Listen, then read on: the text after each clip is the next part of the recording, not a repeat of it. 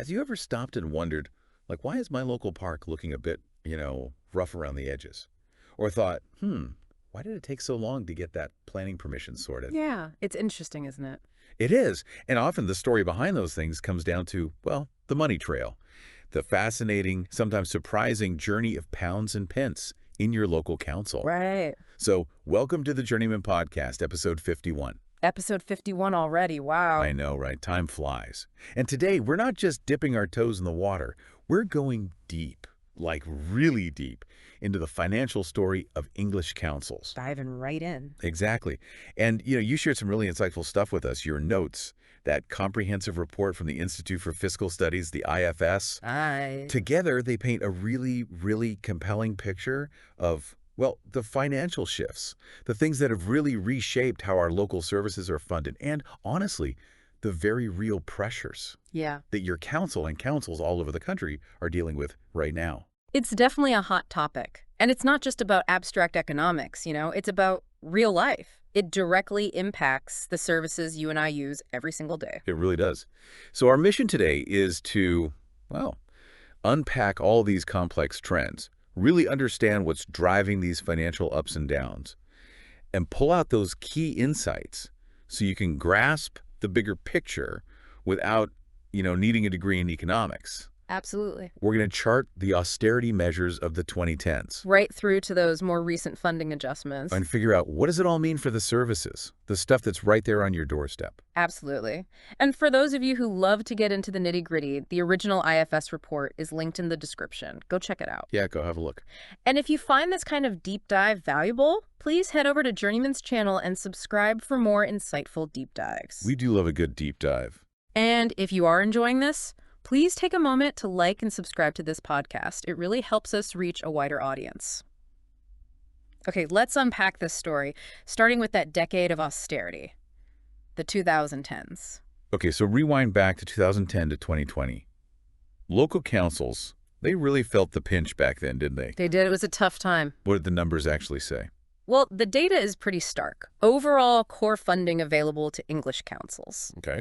When adjusted for inflation, taking into account the rising cost of everything, fell by an average of 26% per person during that decade. Per person. Per person. So less money per person for councils to spend. Exactly. And the primary driver behind this reduction was a substantial cut.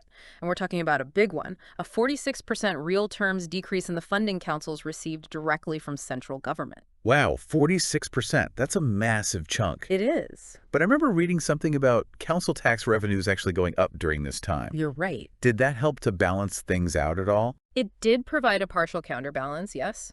So council tax revenues did increase by approximately 25% in real terms over that same 10-year period.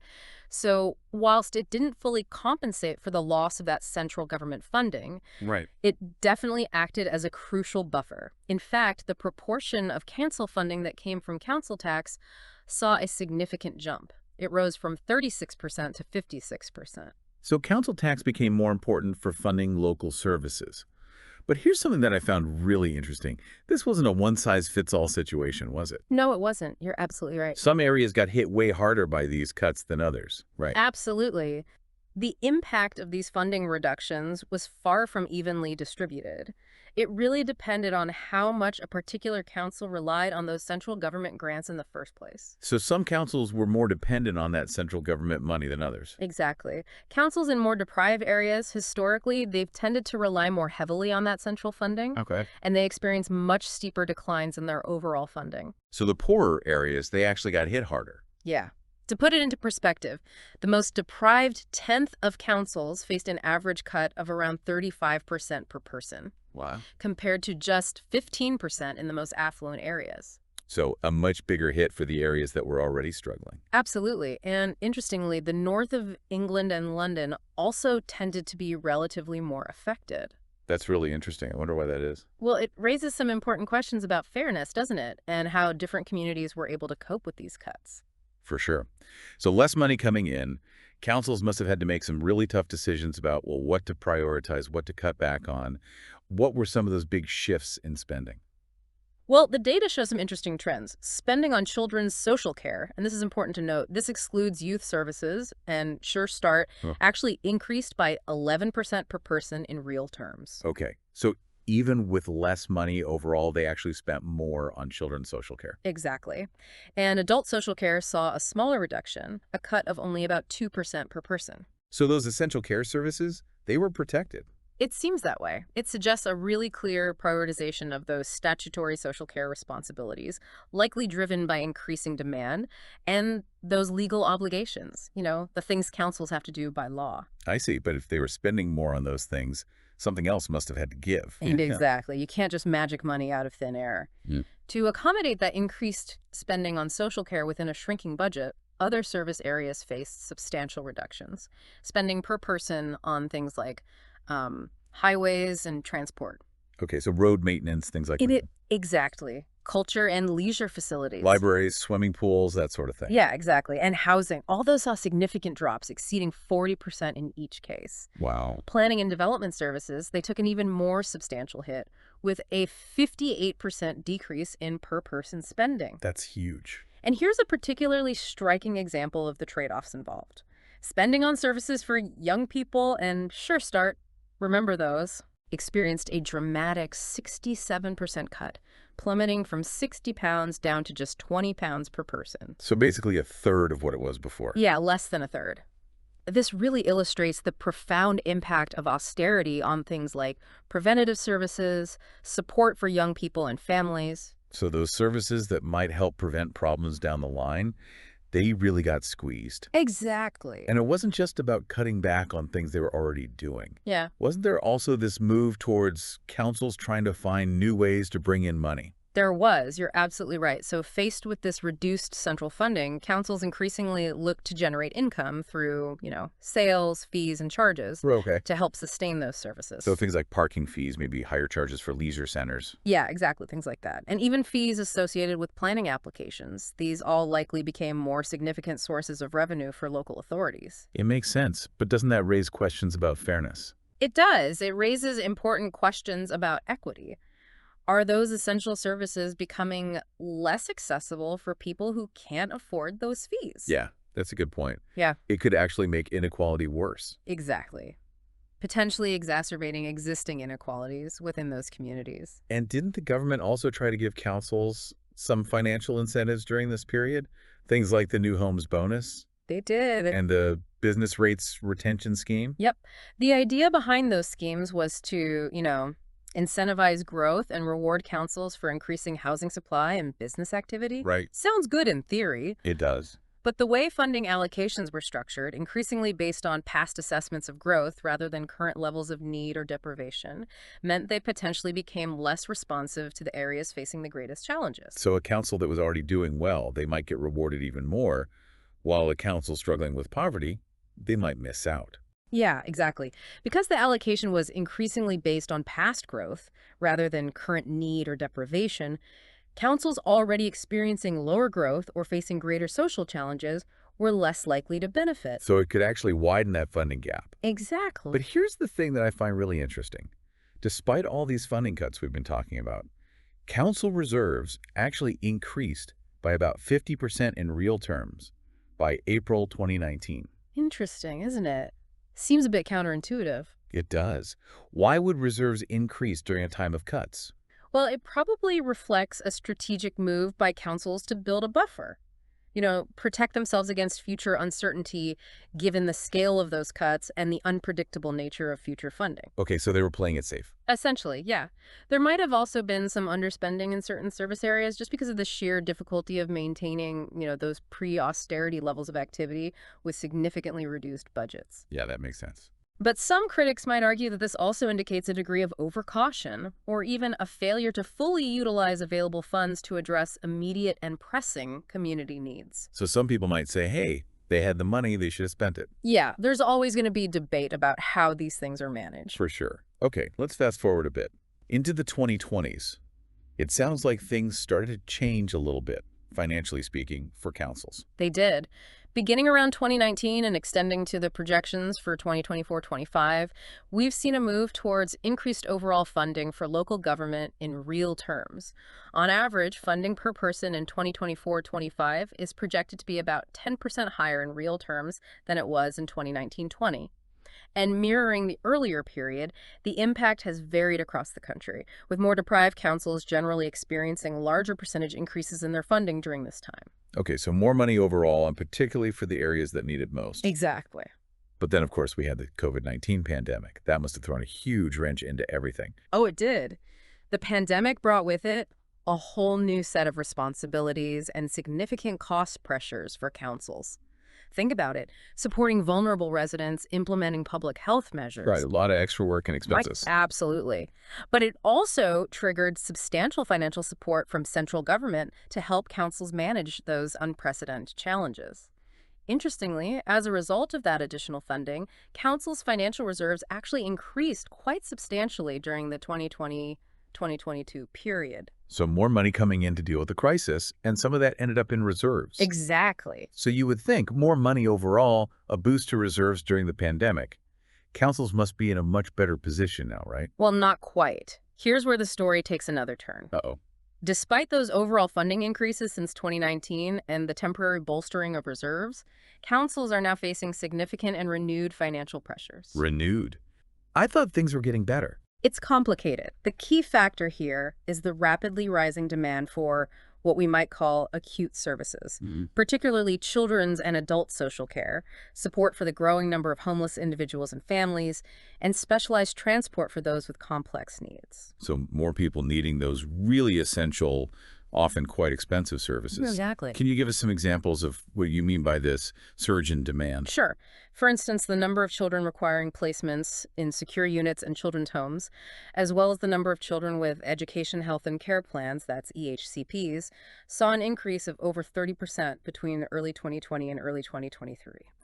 And tragically, the number of homeless households being housed in temporary accommodation, like bed and breakfast, doubled between the end of 2019 and September 2023. Well, those are some pretty stark numbers. They are, and it really underscores the scale of that increasing need. And I imagine it's not just the number of people needing these services, but the cost of providing those services is also going up. You're spot on. The cost of delivering many of these essential services is escalating at a rate significantly faster than general inflation. To give you some concrete figures, the average cost per placement in a children's home increased by 20%, and the cost of care home placements for older adults rose by a staggering 35% between the financial years 2019-20 and 2023-24. Both of these increases are almost double the overall rate of inflation during that same period. So it's a double whammy. More people needing expensive services, and the cost of those services skyrocketing. Exactly. It creates this really difficult situation. No wonder we're hearing about councils facing such serious financial problems. It's putting immense pressure on council budgets. We've seen several local authorities issue what are known as Section 114 notices. Section 114 notices, that sounds pretty serious. It is. It's essentially a formal acknowledgement by the council that it doesn't have enough money to meet its legal obligations for the current financial year. So they're basically saying we're out of money. In a nutshell, yes. These situations often involve a combination of factors, including specific local issues, such as significant equal pay claims or problems related to council investments. And on top of that, a growing number of councils are resorting to capitalization directions. Capitalization directions, what's that? Think of it as a council using its savings, money that's meant for long-term investments, like building a new library or upgrading infrastructure. Right. To pay for everyday costs like social care. It's like using your retirement fund to pay your bills. Yeah, not a sustainable solution. Exactly. It's a sign of significant short-term financial pressure, but it can have those long-term consequences for community assets and future development. So they're robbing Peter to pay Paul, basically. In a way, yeah. It highlights the difficult choices they're facing. So let's zoom out for a second. Big picture time. Even with those recent funding increases, it sounds like we're still not back to where councils were financially before austerity hit in the 2010s. That's a crucial point.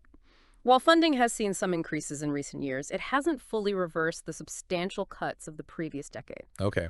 When we consider the entire period from 2010-11 to the projected figures for 2024-25, Council's overall core funding per person is still projected to be approximately 18% lower in real terms this year than it was at the start of the 2010s. So even with the increases, they're still worse off than they were back in 2010. And for those most deprived areas we discussed earlier, that reduction is even more significant, averaging around 26% per person. So the gap between the richest and poorest areas has actually widened. Unfortunately, yes. And it sounds like social care is only going to eat up more and more of council budgets in the future. That's the trend we're seeing.